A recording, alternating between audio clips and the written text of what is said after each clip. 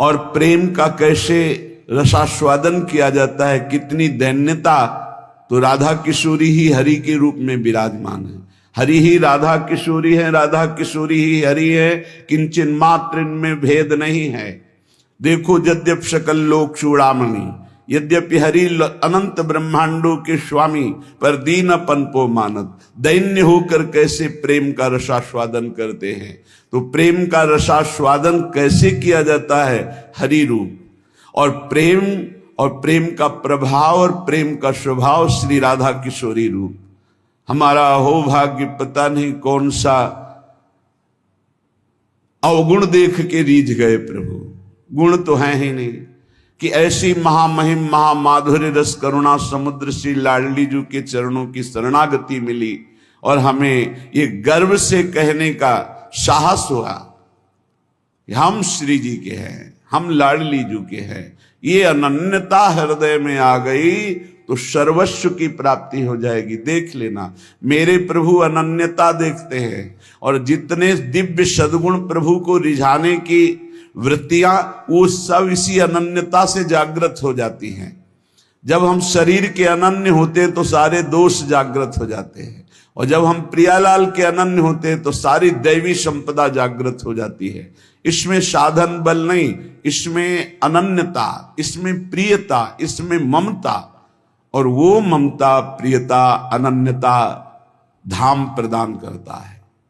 जब हम धाम के आश्रित होते हैं तो रजरानी की कृपा और रसिकों की कृपा मिलती है। जो श्री जी के अनन्य हैं, उन्हीं की कृपा से हमारे हृदय में यत् किंचित अनन्यता जागृत होती।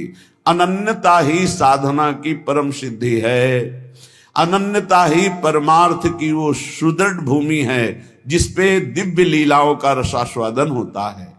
अनन्यता ही जीवन मुक्तता है, अन्य ही जीवन बंधन है। वो धन्य है जो अपने इष्ट के गुरुदेव के अनन्य हो गए, जिनके हृदय में ऐसी दृढ़ता आ गई कि बने तो रघुबर ते बने, बिगड़े तो भरपूर, तुलसी औरन ते बने, ता बनबे पे धूर। ये अनन्यता, हमारे इष्ट हमें जैसे रखे हम राजी हैं, हम राजी हैं जिसमें हमारे इष्ट राजी हैं। इष्ट जैसा जैसा विधान करते, चाहे वो दुखद हो चाहे सुखद हो, हम कभी कोई प्रश्न उनसे नहीं करेंगे, और हम प्रसन्न रहेंगे उनके विधान को मानकर। ये अनन्य भक्त की हृदय की स्थिति होती है। अब निज धर्म आपनो कहत, तहां नित्य वृंदावन रहत, बहत प्रेम सागर जहां। बोले प्रणय माधुरी की रसधारा यहां प्रवाहित होती है। जैसे समुद्र के तट पर रहने वाले को शंका बनी रहती है, कभी भी ज्वार भाटा आए और तटस्थ भूमि को तोड़ करके वो डुबो दे। ऐसे ही वृंदावन में है, ये बहता हुआ प्रेम समुद्र है, बहता हुआ, इसकी तरंगे हैं, इसकी लहर है, इसकी धारा है। यहां की लताएं, खगमृग, पशु पंछी, यहां के रसिक महात्मा, ये जब बाढ़ आएगी, किसी भी रसिक महापुरुष का सानिध्य मिला और उसकी करुणा बरस गई तो प्रेम में डूब ही जाओगे। यहां पक्का प्रेम में डूब जाओगे, अंतिम क्षण तक डूब जाओगे। अगर अभी कुछ नहीं बन पा रहा और आप धाम के आमरण व्रतधारी हैं कि मेरा शरीर छूटे तो वृंदावन में छूटे, तो अंतिम समय तक किसी न किसी सखी की नजर पड़ेगी और आपको प्रियालाल के प्रेम में डुबो देगी, क्योंकि करुणा का मूर्तिमान स्वरूप सहचर्या है। इसलिए धाम प्रेम धाम कहा गया है। यहां प्रेम समुद्र बहता हुआ है, यद्यपि समुद्र स्थिर होता है, पर यहां कह रहे बहत प्रेम सागर जहां, क्योंकि प्रेम स्थिर नहीं है, प्रतिक्षण वर्धमानम है, बढ़ता ही रहता है। प्रेम जैसे चंद्र कला बढ़ता है, पर चंद्रमा में पूर्णिमा होती, प्रेम में कभी पूर्णिमा नहीं होती, सदैव बढ़ता रहता है, नवम नवम नवम प्रतिक्षण वर्धमानम। इसलिए बहता हुआ प्रेम समुद्र वृंदावन धाम है, और इसकी तरंगे हैं यहाँ की लता, रजरानी, खगमृग, पशु पंछी और यहाँ के रसिक जन। किसी की भी कृपा हो जाए, यहाँ के एक पक्षी की कृपा हो जाए तो आप प्रेम में डूब जाएंगे। यहाँ एक लता की कृपा हो जाए, यहाँ किसी रसिक की कृपा हो जाए तो जो प्रेम बड़ी बड़ी साधनाओं से भी सुलभ नहीं है, अत्यंत दुर्लभ, वो प्रेम प्रकाशित हो जाए। प्रेम मेरी प्रियाजू, मेरे लालजू, और उनका चिंतन करते हुए अश्रु प्रवाह कर हृदय में ऐसी पीड़ा हो रही, हाय कब मिलेंगे जो मेरे हैं अनंत जन्मों से बिछड़े, दरस बिन दुखन लागे नैन, भारी विकलता, अनंत जन्मों के पाप संस्कार भस्म हो गए, कर्म बंधन छिन्न भिन्न हो गए और वो भगवत स्वरूप होकर प्रियालाल की दिव्य लीला में प्रवेश पा गया। ये प्रणय रस धारा है सीधा वृंदावन, और बहुत करुणा करके दुरंत मोह का नाश करने वाली श्री यमुना जी इस श्रृंगार रस धारा मानो द्रवित होकर प्रवाहित हो रही हूं। बहुत करुणा है यमुना रस रानी की, जिस पर यमुना जी प्रसन्न होती हैं दुरंत मोह का नाश करके इसी जन्म में राधा वल्लभ लाल की उत्तम प्रेम लक्षणा भक्ति और सहचरी भाव प्रदान कर देती। यही व राधिका पते पदाब्ज भक्ति मुत्तमा मवाप्यशा ध्रुवम भवेत परत्र तत्प्रियानुगा। आप मलिन दृष्टि मत रखें यमुना जी में कि ये गिर रहा है वो गिर नहीं। जैसे अग्नि भगवान सब कुछ जलाकर अपना स्वरूप दे देते हैं, ऐसे यमुना जी सबको अपना स्वरूप प्रदान कर देती हैं। परम पावन यमुना जी को कभी कोई अपवित्र कर ही नहीं सकता, किसी की सामर्थ्य नहीं है।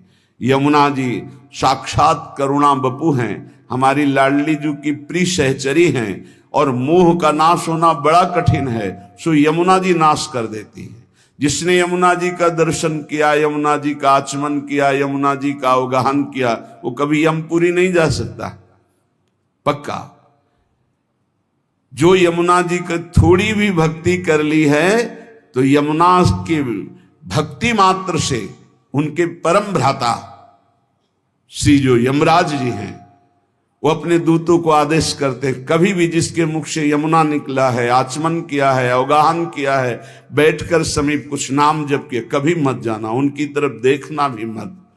ऐसी यमुना जी जहां प्रवाहित हो रही परेश वर्ण रूपिणी भगवान श्री कृष्ण की श्री अंग की जैसी कांति, ऐसे झलमल झलमल श्याम वर्ण यमुना, बड़ी दिव्य है यमुना जी। अपनी तो नेत्र प्राकृतिक हैं इसलिए देख नहीं पा रहे, जब त्रिगुणातीत कृपा होगी श्री जी की और त्रिगुणातीत वृत्ति जागृत होगी तब आप इन यमुना जी को देखेंगे। बड़ी दिव्य है, जिनमें स्वर्ण कमल, नील कमल, पीत कमल, अरुण वर्ण के कमल, विविध प्रकार के कमल खिले हुए हैं, भौरे गुंजार कर रहे हैं।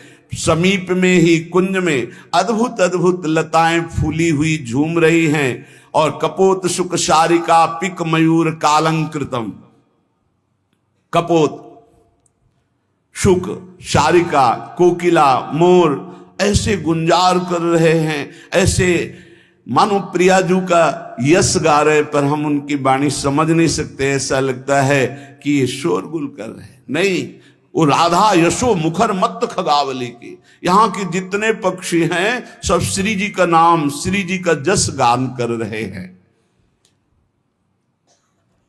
कृष्ण प्रेम रसम सदा रसयते वृंदावनांतर्गतम, जो वृंदावन के अंतर्गत अपने जीवन को समर्पित कर दिया है, पक्का श्री कृष्ण प्रेम में डूबेगा, डूबेगा, पक्का डूबेगा। जब वृंदावन में आए और बिहारी जी की कृपा से राधा वल्लभ जी गए, जब राधा वल्लभ जी के दर्शन किए तो ऐसा लगा जैसे बहुत पहले से हम इनसे परिचित हैं।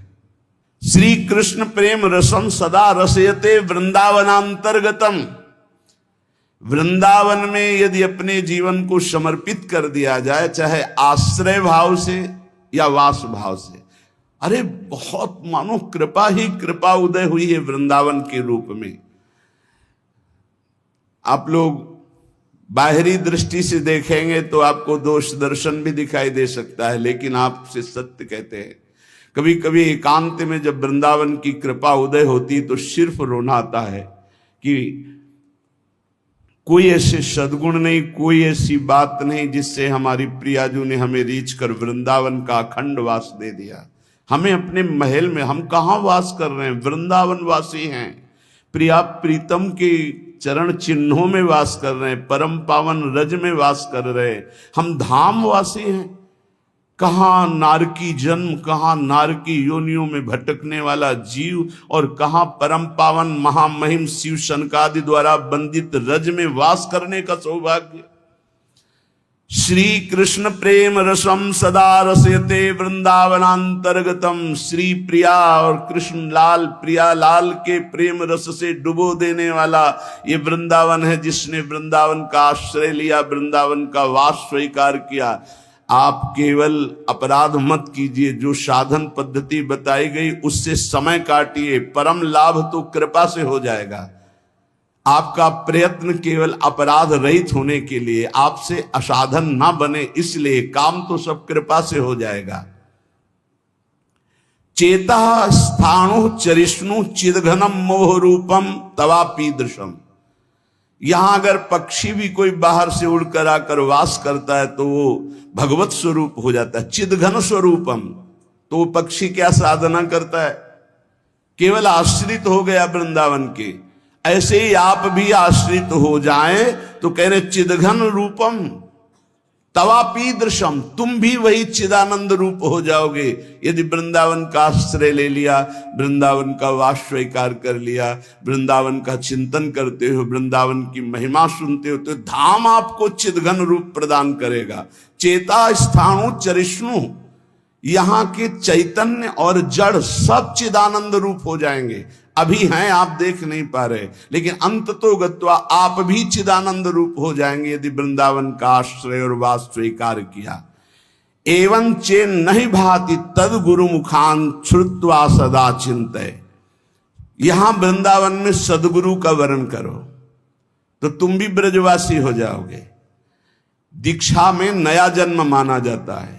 एक होता है बिंदु से जन्म लेना, जो पिता और माता के संयोग से, और एक होता है नाद से जन्म होना, जो गुरुदेव मंत्र नाद हमारे कान में करते हैं, उससे हमारा नया जन्म होता है। और ये नया जन्म ब्रजवासी माना जाएगा, वृंदावन वासी माना जाएगा।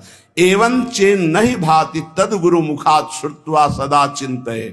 श्री सदगुरुदेव का वर्ण करके, श्री सदगुरुदेव के मुख से जो तुम्हें साधन मिला है, नाम मिला है, उपासना मिली है, तो कह रहे सदा चिंतय, उसी का सदा चिंतन करो। गुरुमुख से निकले हुए नाम और मंत्र की बड़ी अपार महिमा है। जो वृंदावन में सदगुरु का वर्ण कर लेता है वो ब्रजवासी ही माना जाता है। उसका जन्म ब्रज में हुआ। कौन सा जन्म? बोले दीक्षा जन्म, नाद जन्म। इस जन्म की बहुत बड़ी महिमा है। जैसे अभी आपने आज दीक्षा ली, तो दीक्षा लेते ही पूर्व के सारे जो आपके अपराध पाप है वो भस्म हो जाएंगे। अब सावधान हो जाओ कि अब नहीं करेंगे। अगर ऐसा नियम ले लिया, पक्का विश्वास कर लिया और गुरुमुख से निकले हुए साधना का सांगोपांग अनुष्ठान करो, इसी जन्म में भगवत प्राप्ति हो जाएगी। सदगुरु के मुख से जो उपदेश हुए सदा चिंतय, उनका चिंतन करो, नाम का, मंत्र का, मार्ग का, जो प्रियालाल के प्रेम मार्ग का उपदेश हुआ। और कह रहे प्रारब्धांत मिहा वसाति सहसा स्वादिश्य से स्वम रसम। प्रारब्ध के अनुसार शरीर में जो दुख सुख आ जाए उसे भोग लो, उसे मिटाने की कोशिश मत करो। क्या होगा? बोले आपके हृदय में सहसा एक दिन देख लेना प्रियालाल प्रकाशित हो जाएंगे और आप उस आस्वादन से, प्रेम आस्वादन से उन्मत्त हो जाएंगे। क्या करें? कह रहे हैं कि जो वृंदावन का आश्रय लेता है, वास स्वीकार कर लेता है, वो श्री कृष्ण के प्रेम रस में निश्चित डूब जाता है। कैसे? बोले वृंदावन में सदगुरु का वर्ण करो, उनके द्वारा निकली हुई उपासना पद्धति जो श्रीमुख से है उसका अनुष्ठान करो, उनके बताए हुए मार्ग पर चलो, नाम मंत्र जो उन्होंने दिया उसका सदा चिंतन करो, और प्रारब्ध के अनुसार जो दुख सुख आ जाए उसे भोग लो। यहां ये नहीं कह रहे कि उसे मिटाने की चेष्टा करो, उसे भोग लो, तो क्या होगा? तुम भगवत प्राप्त हो जाओगे।